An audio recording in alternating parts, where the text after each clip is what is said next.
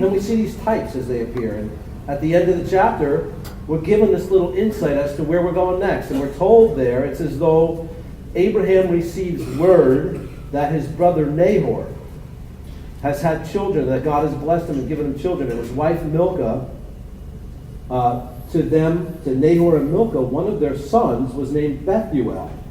And we're told this because Bethuel had a daughter named Rebekah. And the reason why we're introduced to Rebekah back in chapter 22 is because after 23 we're going to see that Rebekah is the one God has chosen for Isaac. Very neat little insight going forward.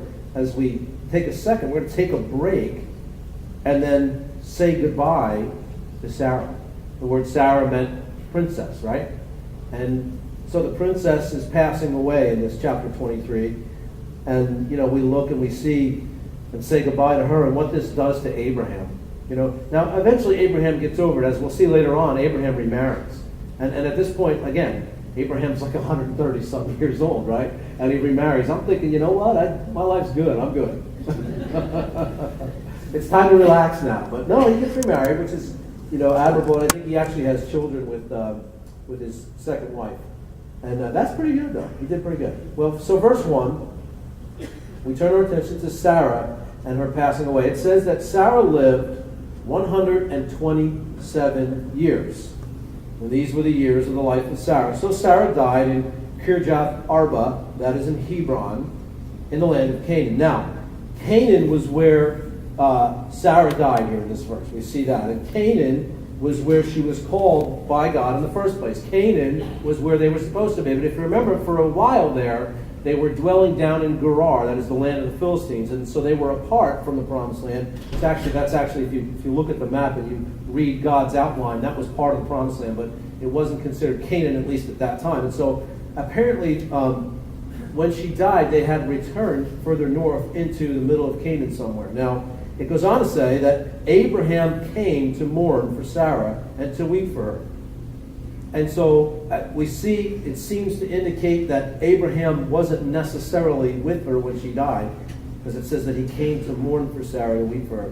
And I made a couple notes here, and I'm thinking about this, and unless the Lord takes the church in that biblical event that we've been discussing on Wednesday nights called the rapture, we will all at some point face this thing called death.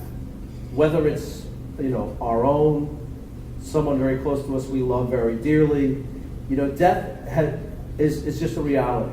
And what's interesting about our culture is how awkward we are about death. Other cultures, it's very different. They'll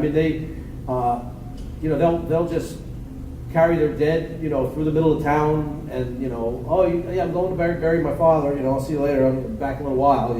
It's more casual than what we're very, very awkward about death in our culture.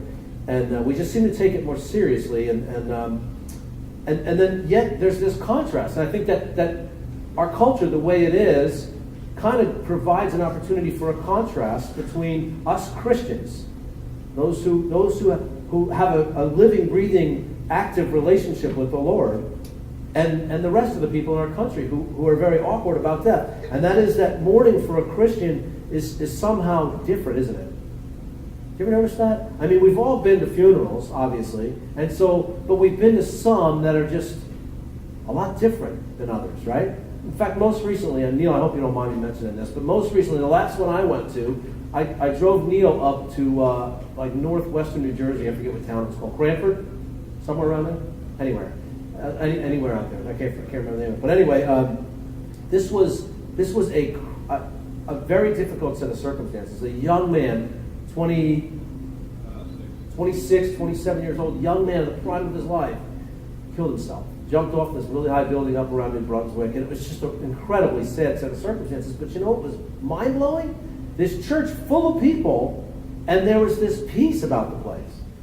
Did you notice that, Neil? Yeah. It was like there was just, as testimony after testimony, people got up and shared about, the faith of this young man and how he trusted the Lord, and people got up and sang songs, and it was just amazing to me.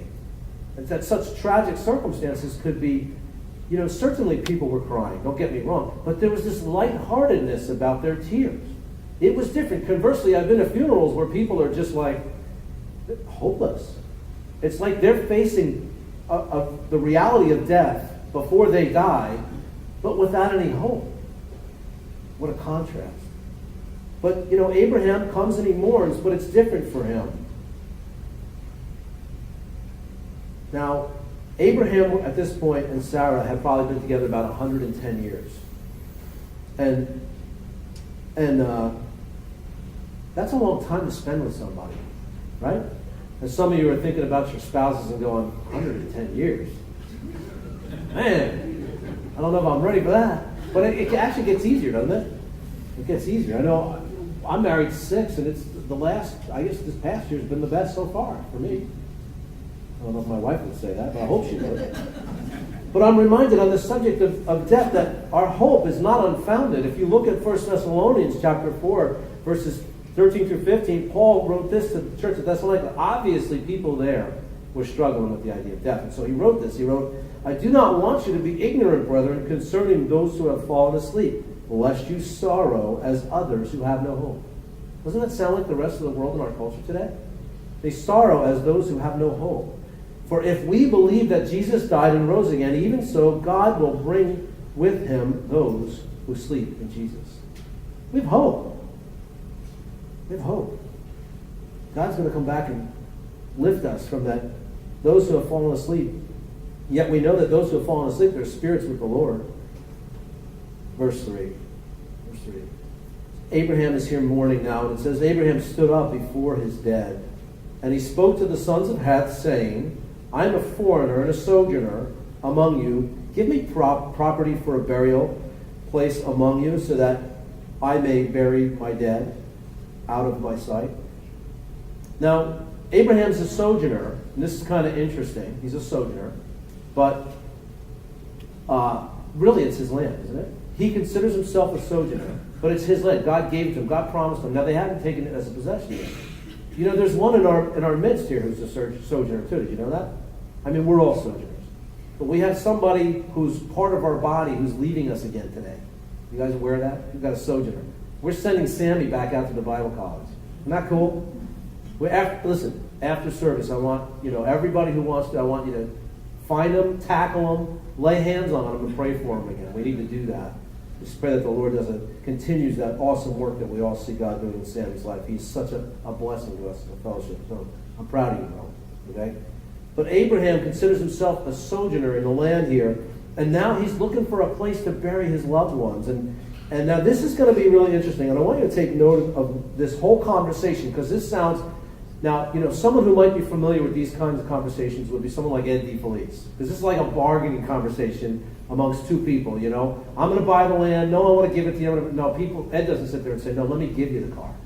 But let's see what happens here. The sons of Heth said to Abraham, saying to him, hear us, my Lord. Now, they refer to Abraham. By the way, Abraham is like a prince in this territory. They refer to him as my Lord because Abraham had a lot of possessions. He was considered to be, a big shot. Even though he was a sojourner, even though he was considered an outsider in this area, in this land here, he was still well respected, and he was somewhat feared. Because if you got into a dispute with Abraham, he had enough manpower, he could put you down, as he did with the kings from the east, if you remember way back when he protected Sodom, Gomorrah, and all the cities of the plains.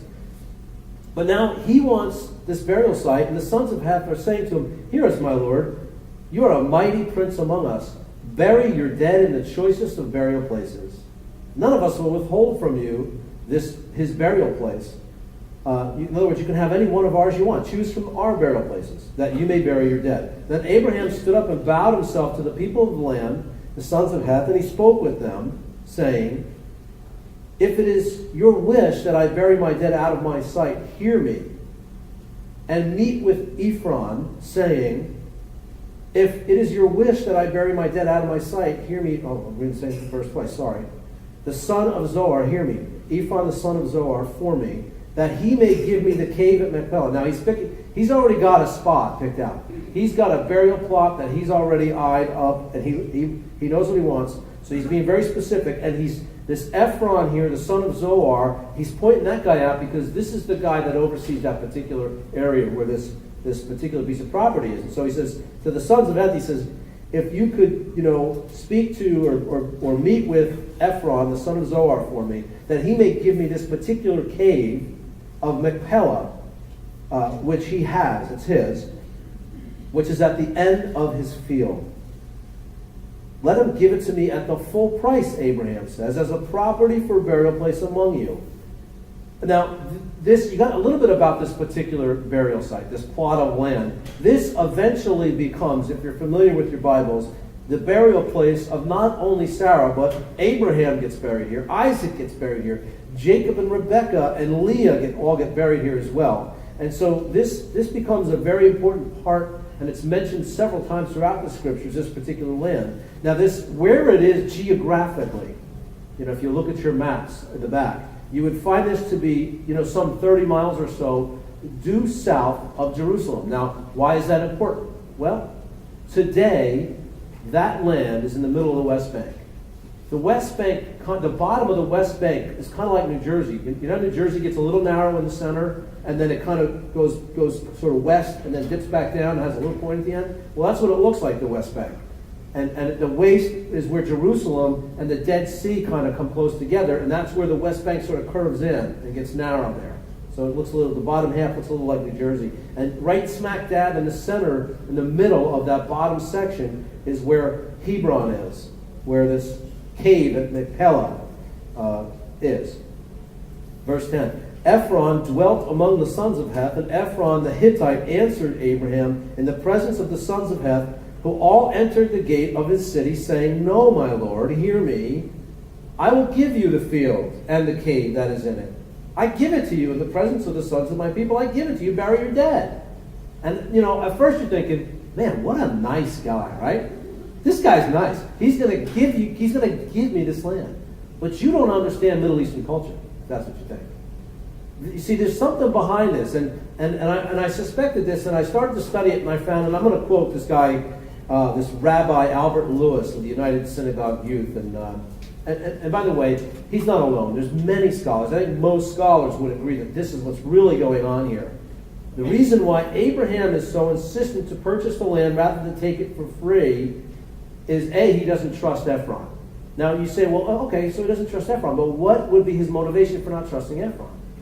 Again, let me remind you, Abraham is not considered to be part of this particular territory. He's accepted because of his overwhelming power. He's accepted as a prince, a person who has a lot of power behind him, a lot of wealth and possessions. But you got to understand, back then, only people who are legally recognized as inhabitants or people who are directly connected with this land could actually purchase the land. And so to actually purchase land would mean that you carried the deed and that it's yours. But if you never actually paid for it, it could be taken back away from you. And so we believe that the motivation of Ephron here is saying, look, take the land here, have it, bury your dead, go your way. We're not going to charge you for it. We're nice guys, come on. The thing is, they really don't want him to own this land. They don't want him to own this land. And so by offering the land to Abraham for free, they can later deny the ownership. Today, interestingly enough, because of this very event, in Hebron, there's a Jewish settlement along the West Bank, and it's directly as a result of the Israeli government looking back at this biblical event in history and saying, Abraham paid for this land. Therefore, it's ours. Therefore, we're going to give. And they started out with 40 families. 40 families were given the right to go down there and do a settlement. Isn't that amazing? They pointed back at this biblical event, and Israel said, you know what? We'll send these families out to the teeth of the giant, let them produce a settlement there, and we'll protect them. And they're there today, the settlement in Hebron. Look it up on the internet. You can read all about it. There's a little town there. It's a Jewish town, all because Abraham bought this land. Let's look at this negotiation process, right? Verse 12. Abraham bowed himself down before the people of the land, and he spoke to Ephron in the hearing of the people of the land, saying, if you will give it, please hear me. I will give you money for the field. Take it from me, and I will bury my dead there. And Ephron answered and said, Abraham, my Lord, listen to me. Now listen to this. The land is worth 400 shekels of silver. 400 shekels of silver. Now to us, that doesn't really mean anything, does it? What's 400 shekels of silver? I don't know what that is. But you got to understand something. That piece of land probably wasn't worth 15 shekels of silver. And so now he's going to set a price, but the price is so ridiculous that he's hoping he'll say, you know what, maybe I will take it for free. You know? Here, you want to buy the land? Great. Well, you know, what is it worth? It's worth 400 shekels of silver. In Jeremiah, a piece of land similar to this was quoted as being worth 17 shekels of silver in the land of Israel. And so it's like, what is he saying here? 400. But he sets the price. And ultimately, that's what he's saying. That's what it's worth. If you want to buy it, that's what it's worth. Or you can take it for free. He's hoping, I think, that Abraham doesn't have the money because he set such a high price. And so, you know, Abraham has, you know, Abraham's not going to argue. And he's been so blessed of the Lord, money doesn't matter to him. What does matter, though, is that the land is his without any question or doubt from anyone. That land is his possession. And it says in verse 17, so the field at Ephron, which was in Machpelah, which was before Mamre, in the field, and the cave which was in it, and all the trees that were in the field, which were within all the surrounding borders, were deeded to Abraham as a possession, in the presence of the sons of Heth, before all who were in the gate of the city. And you remember, the gate of the city was where any legal contracts were done. And as a seal of a contract, you needed witnesses. And so the people of the town gathered around at the gates of the city, and they witnessed this event, the trading of 400 shekels of silver in exchange for this piece of land. And now it's Abraham's. It's deeded to Abraham, and there's a negotiated price, and he paid it. And after this, Abraham buried Sarah, his wife, in the cave in the field of Machpelah, before Mamre, that is Hebron, the land of Canaan. So the field and the cave that is in it were deeded to Abraham by the sons of Heth as a property for a burial place. As a property for a burial place. And it would go on to continue to be a burial place throughout the history of the family. Chapter 24. Now, the story now shifts. As I said, you know, we're saying goodbye to Sarah. We said goodbye to Sarah. We bought some land in Canaan, you know, and now we're going to look at, obviously, where we're getting is to Isaac, right? We need to get to what is God doing in Genesis? We need to get to where God is leading us through this genealogy. We're getting to know these men who are in Jesus's past as his fathers, and we're establishing that line and getting to know these men. And this is a story of a father, Abraham, who lovingly knows what's best for his son in terms of a bride. Chapter 24 is all about Abraham wanting the best for his son and knowing that God has a purpose and a plan for Isaac's seed. And that Abraham had seen in his past what can happen when people from other parts of the world who hold other world views are blended into Abraham, you know, his theocratic worldview. He doesn't want his son to marry outside of the family of faith, if you will. Verse 1, Abraham was old, well advanced in age, and the Lord had blessed Abraham in all things. Interesting, it says, now Abraham was old. I'm thinking a few chapters ago he was already old. Now he's old? So Abraham said to the oldest servant of his house, and he says to the oldest, now who is this, the oldest servant of his house? Well, you know what's interesting? We're not told who the oldest servant of his house. Now back in chapter 15, at that time the oldest servant of his house was Eleazar. If you remember, God in speaking, having a conversation with the Lord, he says, you know, there's no one to take my inheritance from me. Eleazar is in line, is first in line to take my inheritance. And, you know, who will I give my inheritance? Eleazar was not a son, you know, it was not a son of Abraham. He was his right-hand man, if you will. He was number one under the master, and that's Eleazar.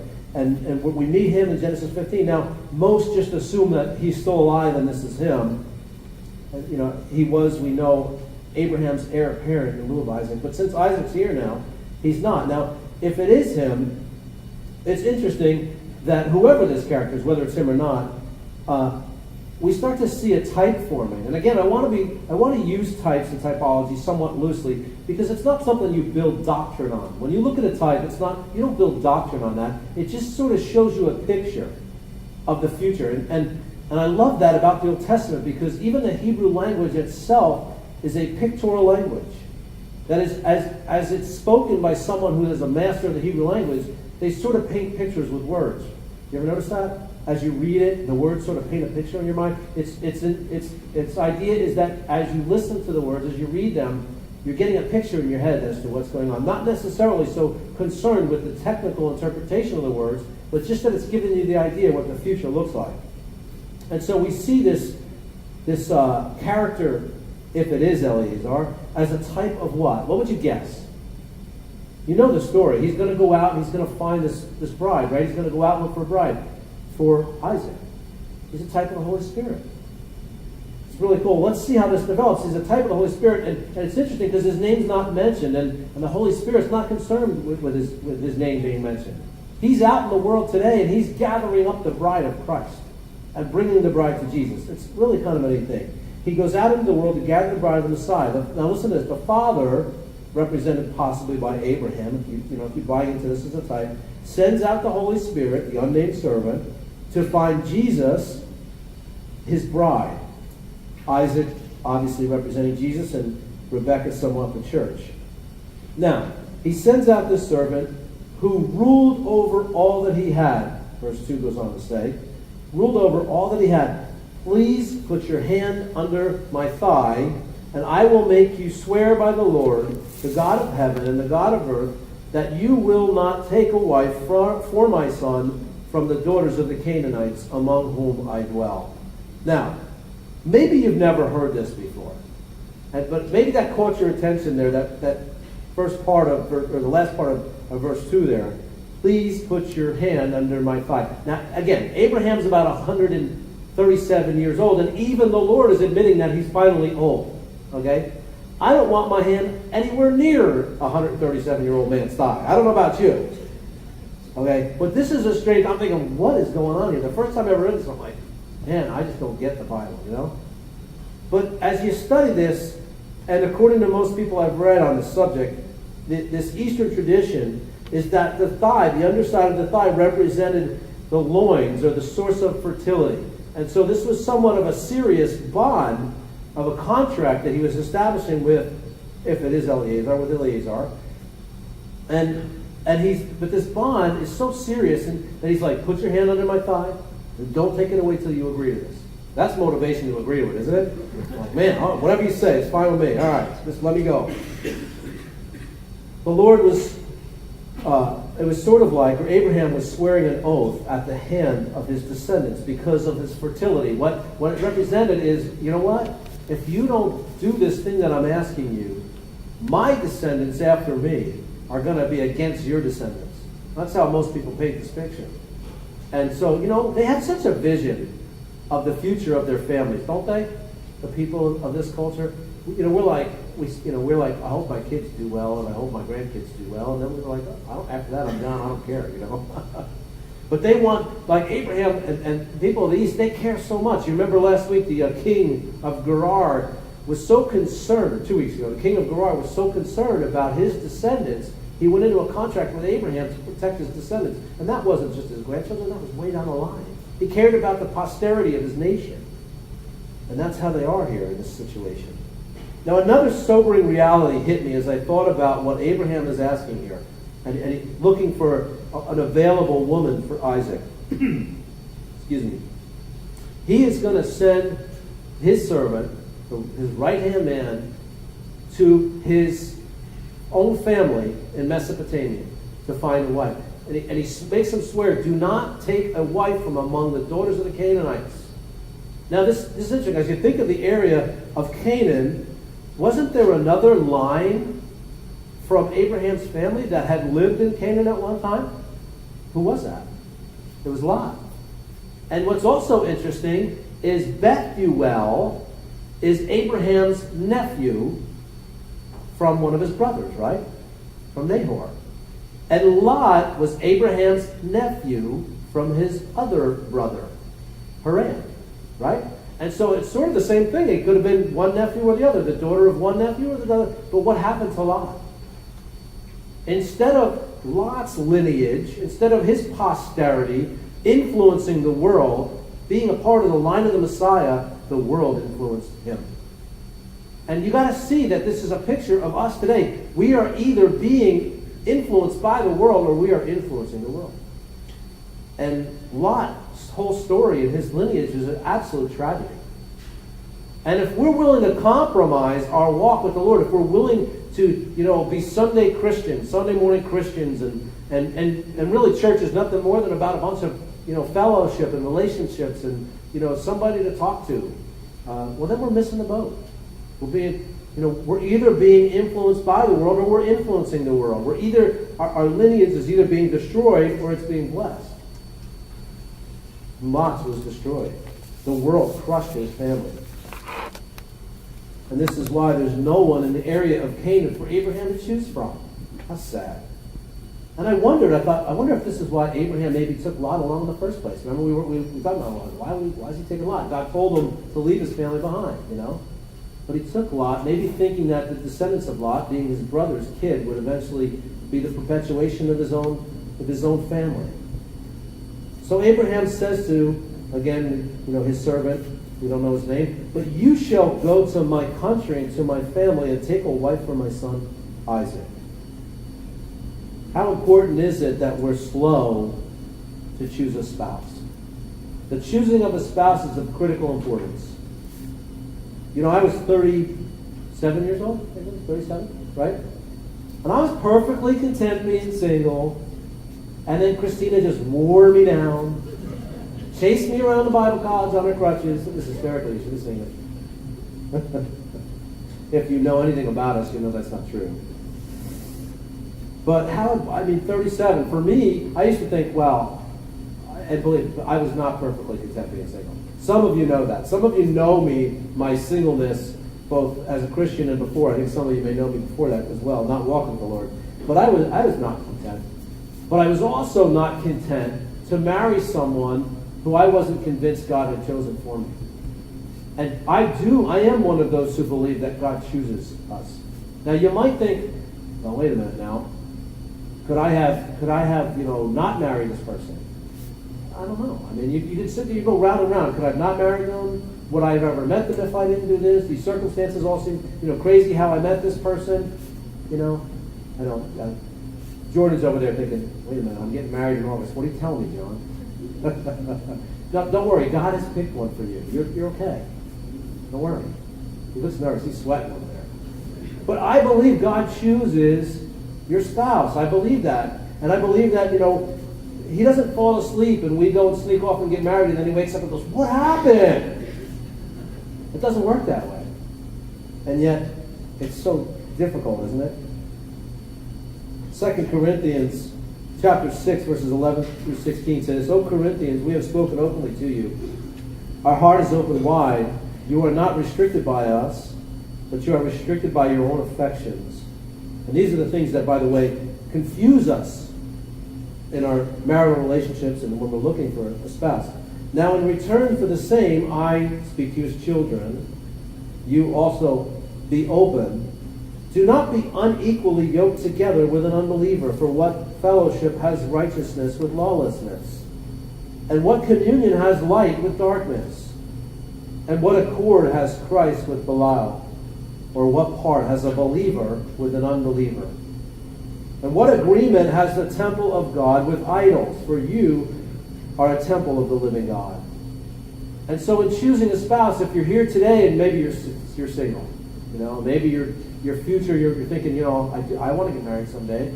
And how do you know that you want to get married someday? Well, you can't stand being single. It's one indication. You're always looking around. I wonder if that's him. I wonder if that's her. And you're always thinking that way. Well, you're probably not meant to be single, and you probably got a wife coming to you. But let me just encourage you to be patient, how important it is. And Paul recommends to the Corinthians, you know what? It's really dangerous if you yoke yourself together in some sort of bond or contract or covenant with someone who, now, most people explain this as saying, well, you got to make sure they're a Christian. Okay, I'll buy that. And this verse, by the way, is the reason why if somebody asks me to do their wedding ceremony, I won't marry them one to another if one of them's a Christian and one's not.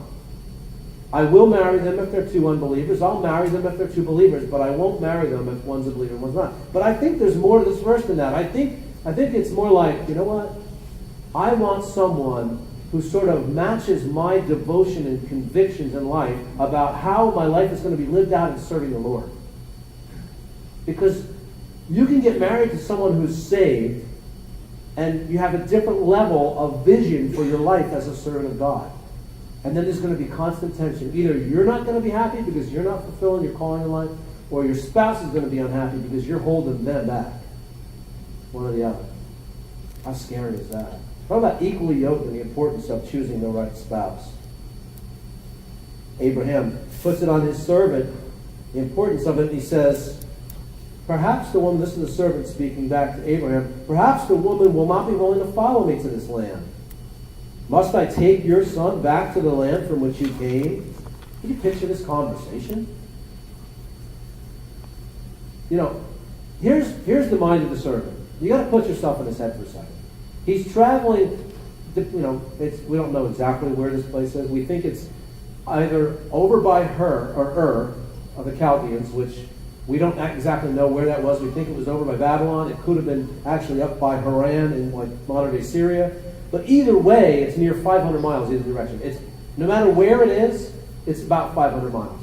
He's like, I'm going to go 500 miles and find some woman to marry your son. What if she doesn't want to come? I don't even have a picture of the guy because my camera's busted. Right? How am I going to convince this girl to come back to this land she's unfamiliar with, to marry this guy she doesn't know who he is, and he's worried about it? Abraham said to him, beware that you do not take my son back there. We can't go back there. Can't take Isaac back there. You got to get a daughter for him, but you can't take him there. He can't even say, look, this is the guy. You know, you can show the goods, you know. You could marry this guy if you come with me to Canaan. We'll make sure you get there safe. Don't worry. Can't even do that. But the danger is that Mesopotamia is full of all sorts of worship of false gods that Isaac had never seen before. And Abraham doesn't want his son exposed to that. Isaac was meant to be in the promised land, and Isaac was not to leave. And so go get a wife for him and bring her back. The Lord God of heaven, verse 7 says, who took me from my father's house and from the land of my family, who spoke to me and swore to me, saying, to your descendants I give this land, he will send an angel before you. Don't worry about it, servant, Eleazar, whoever you are. Don't worry about it. God's got you. God's got your back. And you shall take a wife for my son from there. God's going to send someone to help you with this. And if the woman is not willing to follow you, then you will be released from this oath. Only do not take my son back there. That's faith. That's faith. You go up there. I'm telling you right now that an angel's going to be with you. God's going to make this happen. God, I believe God's going to do this thing. And I'm so confident in it. If you get there and you don't find a wife, you're released from this covenant. In other words, you never had to put your hand under my stinky thigh in the first place. So the servant put his hand under the thigh of his master, and he swore to him concerning this matter. Then the servant took 10 of his master's camels and departed, for all of his master's goods were in his hand.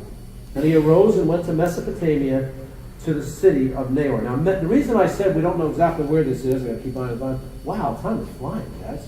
Sorry. Mesopotamia, if you look on a modern day map and you find Kuwait, which is down around the Fertile Crescent, where Euphrates and Tigris come together, down there along that body of water, I forget the name of it. Kuwait, all the way up, and you follow it diagonally above Israel, all the way to Syria. That was ancient Mesopotamia. All that was considered Mesopotamia. And so, they argue whether Ur was down in the south between the rivers by Babylon, or whether it was up around Syria. And we know that Abraham's father, Terah, lived both in Ur, or lived down in Ur, and lived in Haran. And we don't know where Ur originally was, but Haran definitely to the north. And so we think that it's most likely this city where he's going is to the north around modern-day Syria, the eastern side of Syria today. So, now, he goes out there, the servant, verse 10, took 10 of his master's camels, you remember, and departed, and he took a bunch of money, a bunch of goods with him, and he went, and by the way, he took some servants as well, and he went to the city of Nahor. And Now he gets to the spot down outside the city in verse 11, and he makes the camels kneel down by a well of water at evening time. Apparently, here, the time when women would go out to draw water. So, during his day, if you want to find the single women, you went to the well around sunset. That was where, I guess it was the woman's job to go get water for the family, and so this is what you did. So the daughters went out to get water. And then the Lord said, that he said to the Lord, O Lord, God of my master Abraham, please give me success this day, and show kindness to my master Abraham. Behold, I stand here by a well of water, and the daughters of men in the city are coming out to draw.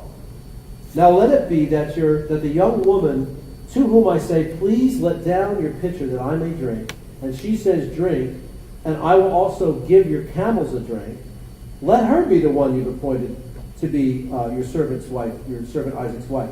And by this I will know that you have shown kindness to my master. Now talk about a fleece. You guys know what a fleece is?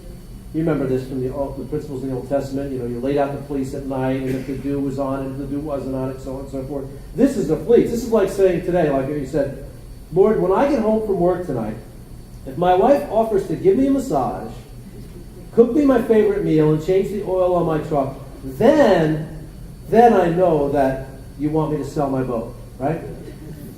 That's a fleece, right? Now that's what this is. This is like, man, this is crazy. She's going to come out. I'm going to ask her for a drink of water. Not only is she going to pull her pitcher down from her shoulder and pour me a drink of water, but she's going to say, you know what? Let me give some water to your camels as well. And it happened before he had finished speaking that, behold. Now he's praying. He's laying out this fleece before God. Now, if I'm God, I'm like, dude, are you kidding me? This is ridiculous. I mean, I can do that, but you're nuts. But instead, he didn't even finish speaking. And it happened before he had finished speaking that, behold, Rebekah, who was born to Bethuel, son of Milcah, the wife of Nahor, Abraham's brother, came out with a pitcher on her shoulder. Now, we're not talking about a plastic bucket here, by the way. A pitcher for them was a stone pot, okay? So the pitcher itself had to be pretty heavy. Then, however many gallons it held, now we knew that they made pots big enough to hold 4 or 5 gallons of water. I don't imagine that this pot's that big. This pot maybe, I don't know, a gallon or two, whatever it is, this pitcher. But nonetheless, she's got it on her shoulder, and she comes out to draw water. Now, this is a girl, as you get to know Rebecca a little bit, she's got something that Jews would call chutzpah. She's a strong woman. Let's look at this. Verse 16. The woman was very beautiful to behold, a virgin. No man had known her. And she went down to the well, filled her pitcher, and came up. And the servant ran. This is Eleazar. He's still capable of, I guess, at least a light jog. He ran to meet her and said, please let me drink a little water from your pitcher. So she said, drink, my lord. And she quickly let down her pitcher down to her hand and gave him a drink. And when she had finished giving him the drink, she said, I will draw water for your camels also. Listen to this. Until they have finished drinking. Now at this point, if you're Eleazar, maybe you identify a little bit more with your master Abraham, because now you're the one living this amazing life of faith, right?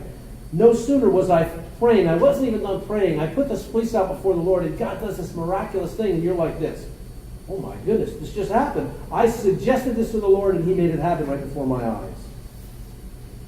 And then she quickly emptied her pitcher into the trough and ran back to the well to drink water.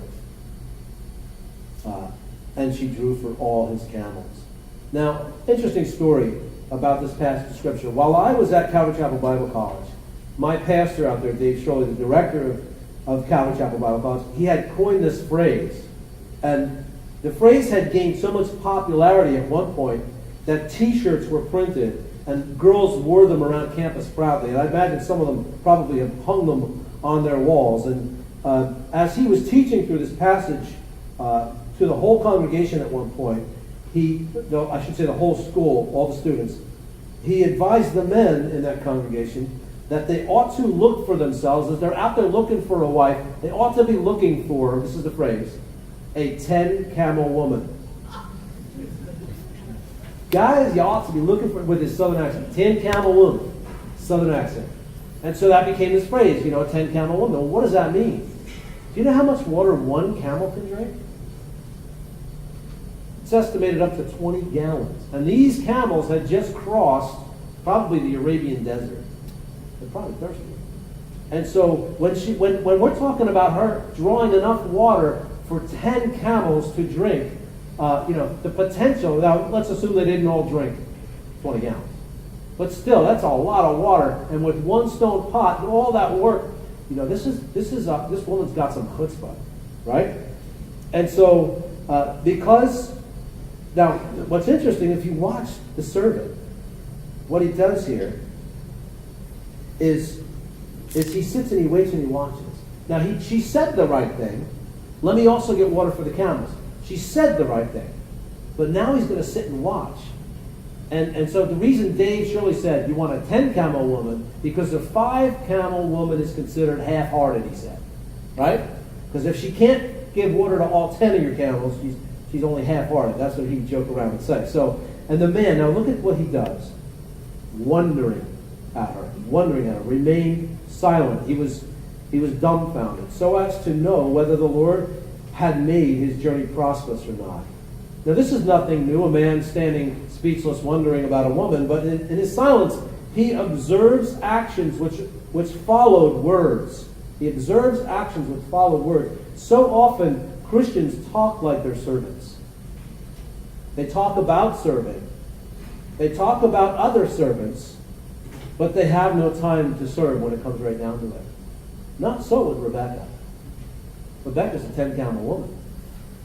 She not only said she's going to draw enough water for 10 camels to satisfy their thirst, but she actually gets up and does it. And so, it says in verse 22, it was when the camels had finished drinking that the man took a golden nose ring weighing half a shekel. And so listen, parents, if your kids are out there wearing nose rings, it's nothing new. And I'm sorry to tell you that the style's come back into popularity, but you could say, well, it's biblical, what can I do? And they took a golden nose ring weighing half a shekel and 2 bracelets for her wrist, weighing 10 shekels of gold, and said, whose daughter are you? Tell me, please, is there room in your father's house for us to lodge? So she said to him, the daughter of Bethuel, Milcah's son, whom she bore to Nahor. We're going to have to wrap it up here.